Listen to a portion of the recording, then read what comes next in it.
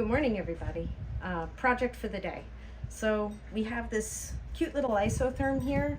I don't know if you guys know, but usually in the back of the Hatteras's, they either have an ice maker or an isotherm on their back lazarette area or aft deck area.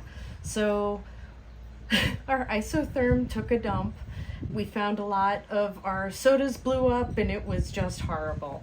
We weren't sure what was going on. We know we just did our, power conversion and everything and mucked around with some of our electrics. So we were like, oh my goodness, did we not hook something up? Did something happen?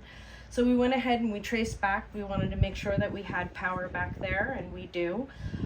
So then we pulled the unit out and we wanted to see, is it the compressor? Is it the condenser? What's going on? Is it power to the unit? What's happening? We found this little guy back there. So this is an inverter from basically 110, or was it 110, honey? I think it was 110. It's 110 through 240. Through 240. So 110 through 240, and so we started playing around with this. Okay, let's check this out first. Let's see what's going on with it. So we went ahead and we opened it up, and we were really hoping it was going to be the fuse, because that is an easy fix, right? Checked it, fuse is great, but it's not getting power through the rest of the unit. So we knew this is what took a dump.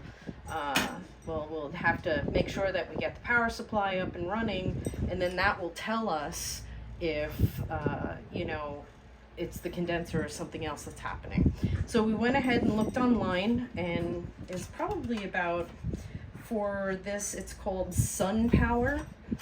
And we looked it up, and it was close to $300 for one of these. It was very expensive.